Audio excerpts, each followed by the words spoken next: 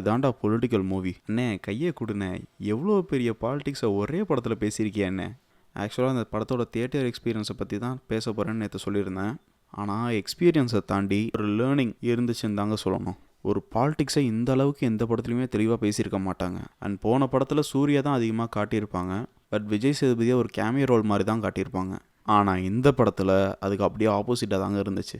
ஏன்னா இந்த படத்தில் விஜய் சேதுபதி தான் அதிகமாக வருவார். சூரியன் நிறைய சீனில் வருவார்.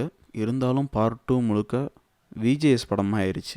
அண்ட் கென் கருணாஸ் ரொம்ப முக்கியமான ரோல் இல்லைன்னாலும் அவர் தான் வாத்தியார்னு ஒரு கேரக்டர் உருவாகிறதுக்கு ஸ்டார்டிங் பாயிண்ட்டாக இருந்தார். அண்ட் அவரோட போர்ஷன் ரொம்ப நல்லாவே இருந்துச்சு. அண்ட் மஞ்சு வாரியருக்கும் விஜய் சேதுபதிக்கும் உள்ள ரவுட் ட்ராக் நல்லாவே ஒர்க்காக இருந்துச்சு.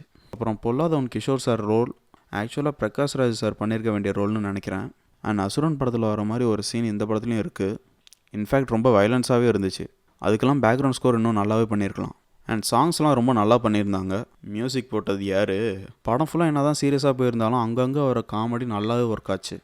சூரிக்கு கிளைமேக்ஸுக்கு முன்னாடி ஒரு சீனில் பயங்கரமான பீக் பாயிண்ட் இருக்குது. அந்த சீனுக்கெலாம் தியேட்டரில் செம்ம ரெஸ்பான்ஸுங்க.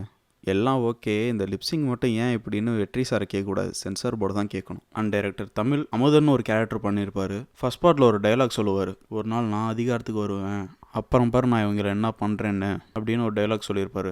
அதே ஆள் அதிகாரத்துக்கு வந்தால் எப்படிலாம் மாறுவாங்கன்னு பார்ட் 2ல் அமுதன் கேரக்டர் வச்சே சொல்லியிருப்பார் வெற்றி சார். நான் நேற்று அப்லோட் பண்ண வீடியோவில் சொன்ன மாதிரி வெற்றிமாறன் சார் ப்ரொட்டகனிஸ்டாக இருந்தாலும் ஆன்டகனிஸ்டாக இருந்தாலும் 2 பேரோட பெர்ஸ்பெக்டிவும் நியாயமாக காட்டுவார்.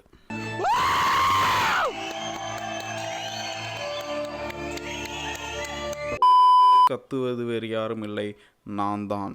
அண்ட் படத்தில் ஒரு டைலாக் இருக்குது, தத்துவம் இல்லாத தலைவர்கள் ரசிகரை மட்டும்தான் உருவாக்குவாங்க, அது முன்னேற்றத்துக்கு வழிவகுக்காது.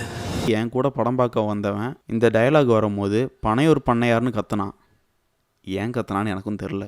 அண்ட் ஓவராலாக படம் வேறு லெவலுங்க. 2 வாரத்துக்கு முன்னாடி புஷ்பா கம்நாட்டியை பார்த்து கடுப்பில் இருந்த எனக்கு சொர்க்கமாக இருந்துச்சுங்க. அண்ட் ஏன் இந்த படத்துக்கு நான் ரிவ்யூ போடலன்னா, ஸ்பாய்லர் பண்ணிடக்கூடாதுன்னு தான் நான் ரிவ்யூ பண்ணலை. டோன்ட் வரி, ஓடிடியில் படம் வந்ததுக்கப்புறம் டீட்டெயில்டாக ஒரு வீடியோ வரும். ஸோ அவ்வளோதாங்க. வீடியோ முடிக்கிறதுக்கு முன்னாடி ஒரே விஷயம் சொல்லணும், பக்காவான தியேட்டர் எக்ஸ்பீரியன்ஸை மிஸ் பண்ணாமல் தியேட்டரில் போய் படத்தை பாருங்கள். ரைட்டா?